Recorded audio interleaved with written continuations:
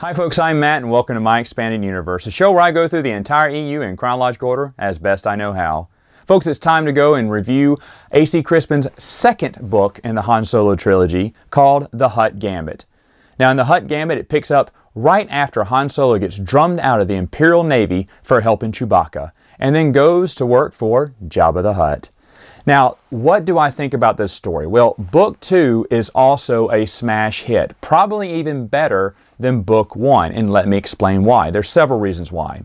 First off, we pick up after he's done with the Academy. He's been kicked out, and he's with Chewie. What happened? Well, per Lucasfilm, they would not let A.C. Crispin explain the story of how Han got kicked out. They kind of brushed over that part because they didn't want to dramatize the meeting of Han and Chewie for whatever reason.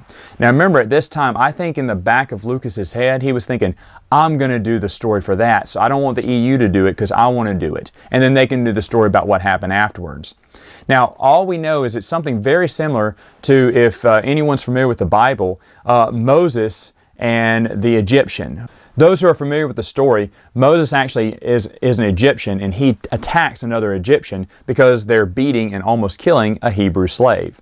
Well, in this one, it's very similar. Han is an Imperial with the heart of a rebel, and here he sees another Imperial officer beating and almost killing Chewbacca. This is how Chewbacca actually owes him a life debt for saving his life and is going to stay with him forever after this. So we don't have a true first-person account of what happened, but we do know some of the facts around it. Anyway, they go off, he gets a job with Jabba, which is now he's turning into the more familiar Han Solo that we all know and love. Boba Fett is also in this because, of course, Han has a bounty on his head from the priest from the first book. And so I'm not much for people getting the upper hand on Boba Fett. But in this one, with the help of Lando, they get the upper hand on Boba Fett, and it's hilarious. That's another thing with A.C. Crispin's writing. She is not afraid to splash humor in there when it is needed, and it is needed a lot in this book. And she gives those comedic moments throughout that are just perfect. It's not the clown prince of writing as Aaron Alston is, but A.C. Crispin does put some great humor in this, and this is a humorous moment with Boba Fett. Usually I would look down upon that and give it a thumbs down, but this one gets a thumbs up for me because it's pretty good. Another thing I like about A.C. Crispin and how she writes things, she studied Han Solo's past. She studied all the books, future, present, past of Han Solo, and tried to incorporate as many of those characters as she could into her own novel. For instance, Shug Ninks, Zalasend, Mako Spence, they're from Dark Empire. They are all included into this book, which I really enjoyed because, of course, I love Dark Empire.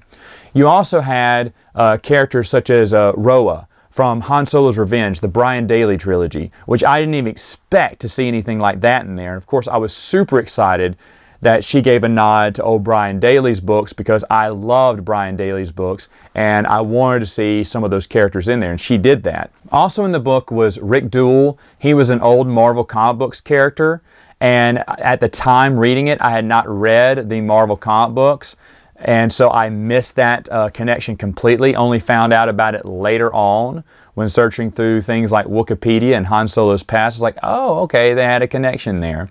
And also, she included a lot of characters from the book A New Rebellion, which happened years later in the Bantam series novels and revealed a lot of Han Solo's past or some of his past friends.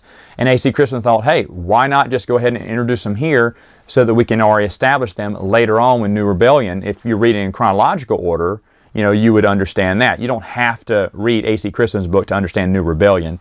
But she just went ahead and just put those characters in there as well, since they were a part of Han Solo's past. Her dedication and study to connect as many things as she could really made this book shine, folks. This is another one that I can highly recommend. Again, I'm not going to go over the trilogy as a whole yet until I get to that last book, but this one is actually better than the first one. Now, Bria is in it. She and Han have been separated. I don't want to ruin too much about it, but Han does reunite with her, find what she's doing now, really confused about what's going on in her life. They will sort of explain that, of course, later on. But the book is really well written.